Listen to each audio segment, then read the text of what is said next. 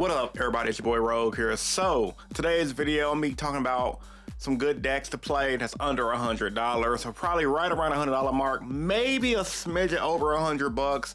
And if you want to go a little bit above that, if you have at least $150, you should be able to buy all of these decks full power, because most of the cards you need, like a lot of the staple hand traps, have been reprinted.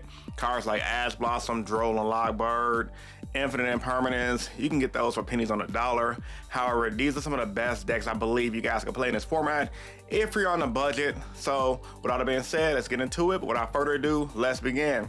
Starting by saying, before we get to the actual list itself, smash that like button, get this video to 100 likes, that'd be awesome. Also, post your thoughts and opinions about this video in the comment section down below, and be sure to check out my description down below for all your Yu-Gi-Oh needs through Imperium Duelist for 10% off, and my channel sponsor Yu-Gi-Oh Mint for 7% off all your Yu-Gi-Oh purchases and buys. So, number 5, Ritual Beast. Ritual Beast, bruh, it's probably like, okay, every deck on this list is not better than one or the fifth. Some of them are a little more unfair or whatever, but I believe some of these decks, they're all around the same power level, and it all depends on the pilot of the deck. I got Ritual Beast on this list because not only is it still a really good deck, a lot of people don't know, they forgot how to play against it because the deck really ain't really out there like that because of the new format. And after going to regionals this past weekend and watching my boy Brandon pilot the deck to almost a top 8 finish, the deck is really good. And I did see it throughout the room throughout the entire day. For you guys that don't know what Ritual Beast does, it essentially allows the entire deck to tag out into their fusions, and their fusions have quick effects that tag out again to bring back the monsters from the banished zone back to the field, similar to Glad Beast, but Glad Beast were not quick effects. And on top of that, the whole strategy of Ritual Beast is to tempo out the opponent, set up a big goofy board, and to hit your opponent with the Protos lock for game. You guys don't know what Protos does. He's this monster right here. And essentially what Protos is, when he hits the field, you call a monster type like a light, dark, or whatever. And monsters with that effect can be used for that turn, effectively winning you the duel. So Ritual Beast is a very cheap deck. The whole core can be purchased for like under $100. And on top of that, man, the deck is really good. A lot of people figure because of the format and the onslaught of Artifact Lancia being a thing that Ritual Beast wouldn't be out here like that, but Ritual Beast can play things like Crossout Designator as well. They also can play things like Call by the Grave, and if they really are scared of Artifact Lancia, they can go Prohibition, Call Artifact Lancia, full combo, Protos lock, GG, no re-well played. So with that being said, I had to have Ritual Beast on one of my best decks of the format to pay under $100. You guys can get this deck for dirt freaking cheap. Next up, the next deck I want to talk about is Exodia. And Exodia is another really good deck that's not that expensive. I think the only expensive card, and I say expensive lightly, is because if you have a budget of $100, right, you can probably trade for most of the stuff at locals. But let's say you don't want to trade for the stuff at locals, right? You guys say you just want to pay out everything with cash. The only expensive card is the Millennium Unk card, which is definitely a 3-up in the deck. It's like $20 online. So if you go to locals, you probably offer somebody $15 and pick up a playset for like $45, and the rest of the cards in the deck is pennies on the dollar. Now what this Exodia deck does is bring out your boss monster via Millennium Unk and just give your opponent an onslaught victory of attacking, and negating different effects. And it also plays the Blue Eyes card, which is like $10. But once again, people will sell it to you for like $7 at locals, and some shops might even have it on a little cheaper as well, but it typically goes for like $10. Pick up 1 or 2 of the Blue Eyes cards, give you an extra. I don't know how many ratios the deck play, I don't really play against it that much. However, it's just a good deck, and the Blue Eyes card is good in the deck as well. But everything outside the Blue Eyes and the Millennium Unk, everything in the deck is dirt cheap. Everything's like pennies on a dollar here, $2 here, $3 here. But the whole goal of the deck is to control the game, set the game. It has got top 32s at YCSs, and it's topped regionals left and right.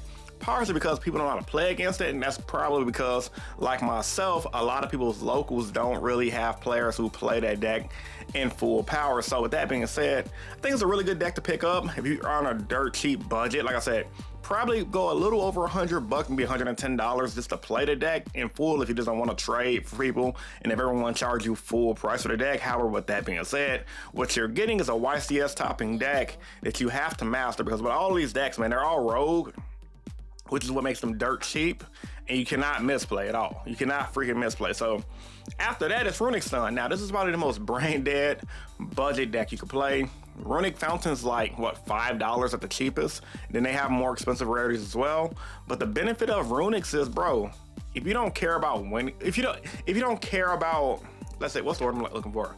If you don't care about playing Yu-Gi-Oh! And you just want to ruin people's day, play Runick Sun. If you just want to get you an easy invite to your nationals, play Runick Sun. You're going to piss people off. People are not going to want to play against you. And your deck is really good, because the whole goal of the deck is to either deck the opponent out or win in time via life point burn damage. Now, the deck will be a little harder to play nowadays because of Rizo Detonator, popping the fountain to stop the Runick deck from going full off. However, outside of Rizo outside of Rizo players, you're gonna be in a really good position. Like, for example, if you go against like Malice, okay, stall you out with Runics, mill, burn, time. So with that being said, I think Runick Sun, like I said, you could play it, take it to your locals to win store credit, or however your locals prize search goes, and use it for packs in order to invest into better decks. That's what a lot of people do. Even on Dueling Book, for example, if you guys know what Dueling Book is, it's a non-official Konami, non-official website to play Yu-Gi-Oh! Online with. People use decks like Runick Sun to go up through the ranks, because it's typically a deck you gotta beat with the side deck, because you side in your back row hate like Lightning Storm, and once you side in your back row hate, you don't really have to worry about the deck too much. So you can use that to easily rank up in systems like Dueling Book, Master Duel. It's overall a good deck, and it's dirt freaking cheap if you're on a budget. Next up, I got a tie between Fire King and Heroes. Heroes, you guys know I'm the hero guy. I've been playing the deck for years. The deck was pretty expensive at this point, but right now Heroes is barely topping locals. Let's be freaking real right now, which is why I cut the deck for more of a meta deck like Malice, not Malice, I'm sorry, more of a meta deck like Rizo. I actually like the Rizo deck, which is why I picked it up. Because some people are like, oh, why are your channel's named Rogue Hero and you're not playing a rogue deck? I'm like, bro, because I like the meta deck. There's nothing wrong with being a rogue player when you like a meta deck. If you like a deck, who cares about what everyone else thinks? Just play the deck. What do you have to prove? I don't have anything to prove to anybody. So with that being said, now that I got that little disclaimer out the way, Heroes is a good deck. Most of the stuff is dirt cheap, like pennies on a dollar. Sunrise, you probably pick up the whole core for like 40, 50 bucks, if that. The most expensive stuff is gonna be like Melissa's Bane and everything, and the Dusty Gold engine, which is gonna give the deck a huge boost in play come next month with the Supreme Darkness set with all the EV hero support. But right now, modern heroes, probably just have to pick up the favorite contact, the Flame Wingman card to search our favorite contact. You learn the basic combos and you're good to go. Something about heroes that sucks, it bricks a lot. So in the format where there's a lot of hand traps, you're gonna be cooked. However, with that being said, if you can pull those combos off, you're good. Like, you're gonna beat your opponent, because the format is a lot slower right now. And here there may even be an argument that decks like Heroes could main deck Solemn Judgment again, because there are a lot of players main decking a Solemn card because the format's a lot slower. So Heroes definitely got to be on the list for a good budget deck. And then also, it's like I said, Fire King. Fire King is another good deck as well, that buy 3 structure decks, you got the core, and all you got to do is invest like what, 40, 50 bucks into that Fire King card that just came out, and you have for yourself a solidly good deck. Now, it did get hurt because of that one card that just got hit on the ban list for the Snake Eyes engine that kind of hurt the Fire King combos. But pure Fire Kings, like I said, is not a bad deck at all. You definitely could do pretty good at locals if you have a locals that's with a diverse meta, because let's see, Fire King Avatar is really good. You send your Unicorn from the deck to graveyard to pop a card on the board is really good. You can X Seeds on your opponent's turn to blow up their field, which is really good. Like I said, only thing is, Rizo Detonator kind of shuts a lot of that stuff down. Then if you play against a Rizo player who make Abyss Dweller, you're gonna have a hard time. But outside of the Rizo matchup, and you're not gonna really play a lot of pure Rizo players anyway, you're gonna be really running into like the Fiendsmith, Rizos, the Casteras, things like that. However, if you know your deck and you know your strategy, you want something that can compete and work in a deck you can build on, I think Fire King is a pretty good deck. Fire King and Hero, so check them out if you guys are on a budget, you want to go to locals and have some fun, and you got less than $100, you can't really complain in all honesty. So yeah, I think those are both good decks, and probably the best deck on this list outside of Ritual Beast that you could probably take and actually get some regional tops and potentially a YCS top with is Voiceless Voice. Voiceless Voice does really good this entire format. They have an Omni Negate. Low is dirt cheap now. They have multiple printings of Low. And on top of that, the deck is just really good at what it does. Set up rituals, make your monster, negate, and pass. And for you guys that want a deck that they could build on, it's Voiceless Voice. The most expensive card is this card right here, and it's not really that expensive. And on top of that, you can do a lot of damage real quick, because once you start looping Low with your Omni Negate, your opponent's cooked. There's nothing they can do.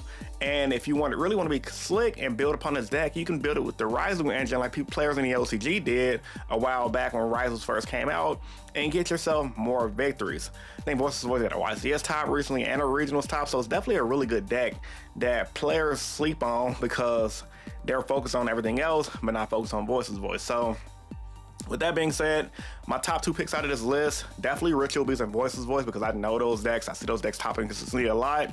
But everything else on this list is really good as well. But I know there's decks that I did not mention that I probably forgot to shit on this list. I'm gonna leave that for you guys to let me know in the comment section down below. So yeah, man, let me know what you guys think about this video. Let me know if you guys want more video topics like this as well. More videos dropping every single day. So it's your boy Rogue Hero bringing you guys another Yu-Gi-Oh discussion. And I'm signing out. Peace, stay innovative. You guys have a great rest of your day.